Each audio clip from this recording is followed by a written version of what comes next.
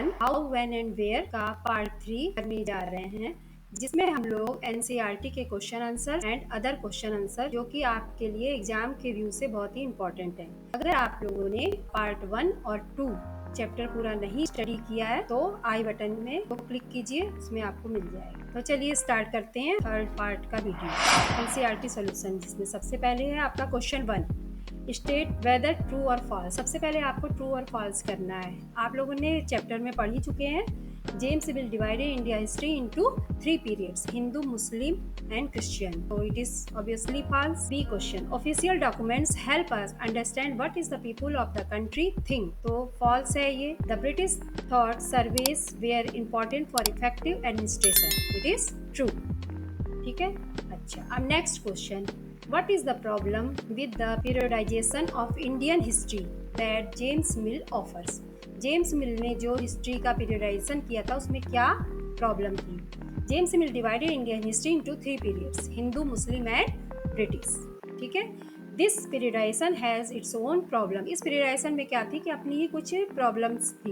It is difficult to refer to any period of history as Hindu or Muslim because variety of faiths exist simultaneously in this periods. क्योंकि उसमें उन्होंने कहा था Hindu or मुस्लिम की कुछ अपनी ही समस्याएं हैं जो कि इस पीरियड में उन्होंने दिखाई थी। It is also not justified to characterize an age through the religion of the rulers of the times.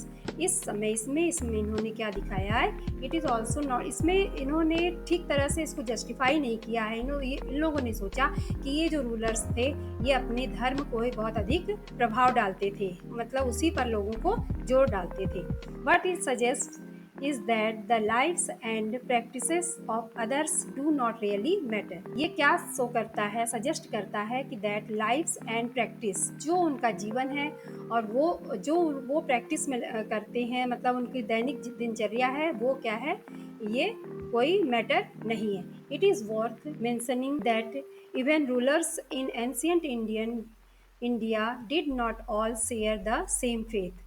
It is worth, ये क्या है, बेकार की बातें हैं जो कि India did not all share the same faith, जो कि सभी लोग अपने पूरे विश्वास के साथ उस पर विश्वास नहीं कर पाते थे जो वो रूलर्स कहते थे। इसलिए उन्होंने अपने जो थॉट्स थे उनको बहुत ही ज़्यादा सुपर समझा और उन्होंने कहा कि इंडियंस जो रूलर्स थे उनके थॉट सही नहीं थे। नेक्स्ट क्वेश्चन है, why did the British preserves the official documents. Official documents वे ब्रिटिशर्स क्यों प्रिजर्व करते थे? The British preserve documents because of the following reason. निम्नलिखित कारणों से वो अपने डॉक्यूमेंट्स को प्रिजर्व करते। Any information or proof of any decision can be read or used from the preserve document. इससे क्या होगा कि किस डॉक्यूमेंट्स जब सेफली हम लोग रखेंगे तो हम कभी भी किसी भी समय उसको पढ़ सकते हैं और देख सकते हैं। The preserve document, second point है, the preserve document reveal the progress made by country in the past. The preserve documents reveal the progress, जो कि पहले था उससे क्या इन्होंने तरक्की की है उसको देखने से इस डॉक्यूमेंट में कंपेरेटिवली वो लोग अच्छी तरह से देख सकते थे।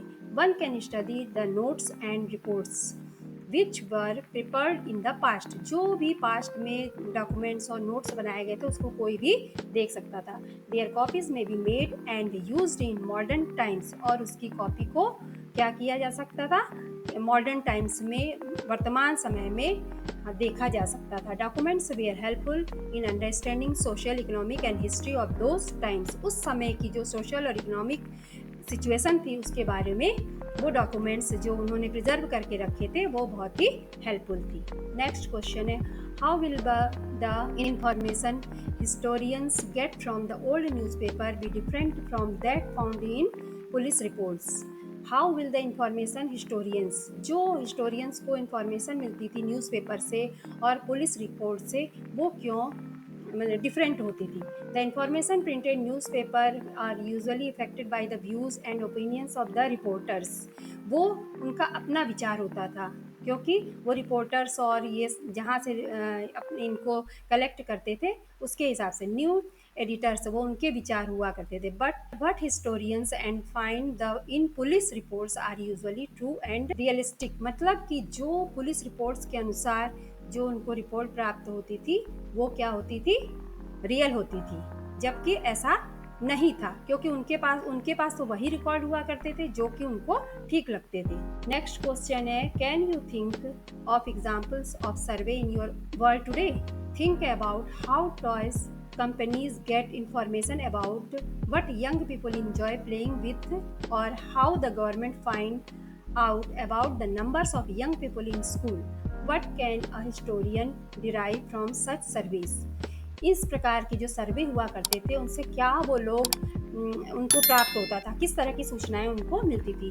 सर्वे are done by government and private company. Survey क्या होते थे, ज़्यादातर गवर्नमेंट के द्वारा या प्राइवेट कंपनीज उनके द्वारा जो हायर की जाती थी उनके द्वारा किए जाते थे। On demographic changes, employment, income tax, interest, positions etcetera. ठीक है, जो कोई भी चेंज हुआ करते थे उनके टेस्ट में, उनके इंटरेस्ट में और इनकम्स में, वो सभी चीज़ें उनको प्राप्त होती थी मैनुअली और विथ यूज़ ऑफ टेक्नोलॉजी। इसमें क्या होता था, मैनुअली हुआ करती थी और टेक्नोलॉजी का यूज होता था। अच्छा, at different places like home, schools, institutions, malls etcetera. ठीक है, डिफरेंट प्लेसेस यानी विभिन्न जगहों में, जैसे स्कूल हो गए, इंस्टीट्यूशंस, मॉल्स एक्सेट्रा, इन सब जगहों से उन्हें सूचनाएं प्राप्त होती थी। हिस्टोरियंस में get information about preference, life style, demographic changes. अच्छा, हिस्टोरिकल क्या, जो हिस्टोरियंस हुआ करते थे, इतिहासकार जो होते थे, वो क्या उनकी लाइफ स्टाइल में चेंज हुए, क्या कैसे उनकी पॉलिटिकल, सोशल और इकोनॉमिक लाइफ इफेक्ट होती थी, वो सब के बारे में उनको जानकारी प्राप्त होती थी। अच्छा, ये तो हो गए आपके एनसीईआरटी के क्वेश्चंस। इसके बाद नेक्स्ट क्वेश्चन है आपका जो कि चैप्टर वाइज बहुत इंपॉर्टेंट है। अच्छा, जैसे history of British India was written by, किसने लिखी थी ब्रिटिश इंडिया? तो ये आपको चैप्टर ठीक से पढ़ा होगा तो एकदम आसानी से आप लोग कर ले जाएंगे, जेम्स मिल। नेक्स्ट है the first governor general of India was, कौन था first governor general? Warren Hastings. Next है the national archives of India came up in 1920s। ठीक है, अच्छा, इसके बाद the word calligraphy. Calligraphy means क्या होता है कि जो सुंदर राइटिंग लिखने की एक कला, इसको क्या कहते हैं? One who specialised in the art of beautiful writing. Census, census क्या किसे कहते हैं? सेंसस मीन्स होता है जनगणना। तो एवरी 10 ईयर्स में ये भी ब्रिटिशर्स के बनाए हुए रूल्स में सेंसस भी उन्हीं के द्वारा पारित किया गया था, जो कि बहुत अच्छी चीज़ है, प्रत्येक 10 साल में। ठीक है, state whether each of the following statement true और फॉल्स। लेकिन आप लोग इस चीज़ को तभी अच्छे से कर पाएंगे जब आप लोगों ने मेरा एक्सप्लेनेशन पार्ट 1 2 पूरा चैप्टर अच्छे से स्टडी किया हो। और इसके लिए आप लोग आई बटन में क्लिक करके देख सकते। The British way very particular about preserving official documents. तो इसमें क्या होगा, ये अपने डॉक्यूमेंट्स कैसे रखते थे? प्रिजर्व करते थे। तो इसमें क्या है? True. Printing began to spread by the middle of the 20th century. Printing क्या है, मिडिल 20th सेंचुरी में नहीं स्टार्ट हुई थी, उसके पहले ही स्टार्ट हो गई थी, तो इसलिए ये फॉल्स है। The periodisation of Indian history offers by James mill do not all except. ये क्या होगा, पीरियडाइजेशन सभी ने एक्सेप्ट नहीं किया था, इसलिए ये ऑब्वियसली फॉल्स होगा। अच्छा, the British carried out detailed survey by the early 19th century in order to map the entire country. ठीक है, इन्होंने सर्वे किया था बहुत अच्छे तरीके से, ताकि वो लोग कंट्री के बारे में, हर एक लोगों के बारे में अच्छे से कर सकें। तो ये क्या है? ट्रू है। James mill glorified India and its culture in his book a history of British India. ये क्या है? फॉल्स है। ठीक है, इन्होंने इंडियन हिस्ट्री के बारे में अच्छे से, इंडिया के बारे में नहीं, उन्होंने अपनी चीज़ों के बारे में एक्सप्रेस किया था। अच्छा, नेक्स्ट है आप लोगों का जो बहुत ही इंपॉर्टेंट है, ये match the column. A place where historical documents और रिकॉर्ड्स ऑफ अ गवर्नमेंट, जहाँ पर वो प्लेस जहाँ पर हिस्टोरिकल डॉक्यूमेंट्स रखे जाते थे उसको क्या बोला जाता था? आर्चिव्स। अच्छा, second, a building in which object of historical or scientific interest are kept to show them to the public. जहाँ पे पब्लिक के लिए चीज़ें रखी जाती है उसको क्या बोलते हैं? म्यूजियम। अच्छा, an important test of the British administration, क्या होगा इसमें? Carrying out surveys. ठीक है, सर्वे जो करते थे उसको रखते थे। फिर क्या है? Subjugation of one country by another, so क्या कहते हैं? कॉलोनाइजेशन। ठीक है, next, name the events in which specific dates can be determined. अब बताइए, जहाँ पे स्पेसिफिक डेट्स डिटरमाइन की जाती थी उसको क्या बोलते थे, कौन सी डेट को इस समय। तो आप लोगों ने पहले चैप्टर में स्टार्टिंग में पढ़ा है कि उस समय डेट्स को बहुत इंपॉर्टेंट दिया जाता था, जिसमें कि कब उनकी क्राउनिंग हुई, जो राजा होते थे उस समय थे, और कब उनकी शादी हुई, कब बच्चे हुए, और उन्होंने क्या क्या लड़ाइयाँ लड़ी थी, तो और कब उनकी डेथ हुई थी। तो इस चीज़ को क्या होता था, इसका रिकॉर्ड रखते थे वो लोग, जिसके लिए उस समय क्या होता था, डेट्स बहुत ही इंपॉर्टेंट मानी जाती थी। अच्छा, what was an important aspect of the history written by British historians in India. क्या चीज़ उन्होंने ब्रिटिश हिस्टोरियंस ने लिखा था, the rulers of each governor general was an important, उनके समय उनके हिसाब से क्या है, जो उनका गवर्नर जनरल उसके ही इर्द गिर्द उनकी हिस्ट्री घुमा करती थी, जो कि इंडियंस के लिए कोई मतलब की नहीं होती थी। तो इसलिए उन्होंने क्या किया, उनका स्पेशल एस्पेक्ट क्या होता था, बस गवर्नर जनरल। ठीक है। What was mills opinion about the Asian society. Mills के क्या ओपिनियन थे एशियन सोसाइटी के बारे में। The mills all Asian society real, वो क्या करते थे, ऑल जितने भी एशियन सोसाइटी थे उसको अनसिविलाइज्ड मानते थे। वो समझते थे हम यूरोपियंस जो हैं, ब्रिटिशर्स जो हैं, वो सिविलाइज्ड हैं, केवल हम ही लोग अच्छे हैं और ये बाकी सब लोग हम लोगों से छोटे हैं, कम जानने वाले हैं, और ये अनसिविलाइज्ड हैं। How did paintings project governor general. ठीक है। Painting projects governor general as powerful figure. क्या था ये उनके लिए, एक पावरफुल फिगर था। ठीक है। अच्छा, why do many historians refer to modern period as colonial. क्यों मॉडर्न पीरियड को एज ए कॉलोनियल कहते थे। इसलिए कहते थे क्योंकि ब्रिटिशर्स ने सबके साथ इक्वलिटी, फ्रीडम और ये सबको नहीं दी थी, इसलिए वो लोग इसको क्या मॉडर्न पीरियड नहीं कहते थे हिस्टोरियंस जो है उसको, बल्कि उसको उन्होंने क्या नाम दिया था, कॉलोनियल का। Mention one important source used by historians building about last 230 years in Indian history the office. तो इन्होंने क्या किया था, ऑफिशियल रिकॉर्ड्स रखे थे ब्रिटिश एडमिनिस्ट्रेशन के टाइम पर। What is done under census. क्या होता था सेंसस में, तो it record the number of people. इसमें क्या होता था कि सभी लोगों का, कौन कैसे हैं, कि किस जाति के हैं, धर्म के हैं, सारी उनके क्या उनका ऑक्यूपेशन है, मतलब उनका क्या व्यवसाय है, वो लोग क्या काम करते हैं, ये सारी सूचनाएं उनको सेंसस के द्वारा मिल जाती थी। What do official record not tell. Official record actually में क्या चीज़ ऐसी थी उसमें जो कि पूरा वो नहीं बताते थे।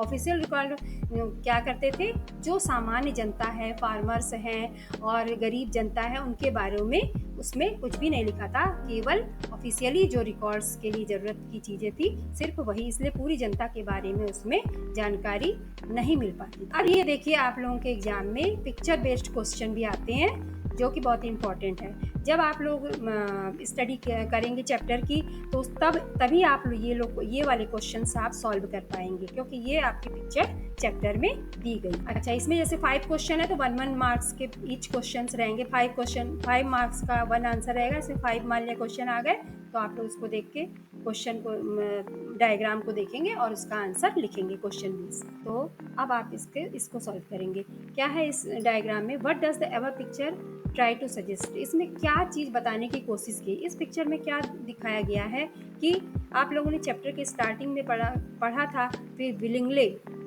क्या था कि एक suggested Indians willingly gave over their ancient text, जो कि ब्रिटिशर्स को अपने एंशिएंट स्क्रिप्चर दे रहे हैं, शास्त्र, महत्वपूर्ण शास्त्र जो हमारे होते हैं हिंदू कल्चर के, उसको दे रहे हैं। The symbol of British power as if asking her to become the protector of Indian culture. तो वो इसलिए दे रहे हैं वो ब्राह्मण उसको, ब्रिटिशर्स को, कि आप इस कल्चर के बारे में ठीक से पढ़ पाएंगे इस शास्त्र के द्वारा, जिससे आप यहाँ पर अच्छे से अध्ययन कर पाएंगे और यहाँ पे शासन कर सकते हैं। अच्छा, explain how this image project an imperial perception. The image clearly depicts the imperial superiority. ये इमेज देखने पर ही आप लोगों को दिख रहा है कि ब्रिटिशर्स की सुपीरियरिटी को दिखा रहा है, मतलब कि वो हमसे अच्छे हैं, इस चीज़ को ये शो कर रहा है। Image of the lion symbolise superior power, जिसमें लॉयन का सिंबल बना हुआ है, देख रहे होंगे आप लोग डायग्राम में ये ऊपर, तो ये क्या सुपीरियरिटी को दिखा रहा है, क्योंकि लॉयन तो भाई जंगल का राजा होता है, तो इसलिए वो हम लोग just like as a lion, मतलब इतनी पावरफुल है, ये शो कर रहे हैं टू द थ्रोन। ठीक है, उनके थ्रोन में ये बना हुआ, थ्रोन के द्वारा ये बता रहे हैं। अच्छा, इस क्वेश्चन में जो डायग्राम दिया ये क्या है, what is it. It is the national archives of India. ये क्या है? नेशनल आर्चिव्स है। When did it come up? कब आया था ये? 1920s में। Where was it located when Delhi was built? कहाँ पर ये दिखाई दिया आपको? वर्सिगल पैलेस में। कहाँ पर था ये? न्यू दिल्ली में वर्सिगल पैलेस में। अच्छा, वर्सिगल पैलेस को ही आर्चिव्स बना दिया गया था। What does the location reflect? It reflect the importance of institution of the British eyes. ये क्या था? ब्रिटिश आइज का मतलब उनको देखने का एक नज़रिया था। उन्होंने हर चीज़ इसमें आर्चिव्स में अपने पुराने डॉक्यूमेंट्स और ये सब रखे हुए थे, ताकि इससे पूरे लोगों को कोई भी आए तो जानकारी मिल सके। इसके बाद अब आप लोगों का ये चैप्टर क्लोज हो गया। अब आप क्या करेंगे? अच्छी तरह से चैप्टर को स्टडी करिए। आप लोग चैप्टर पढ़ के अच्छे से नोट्स बनाइए और रिवाइज कीजिए।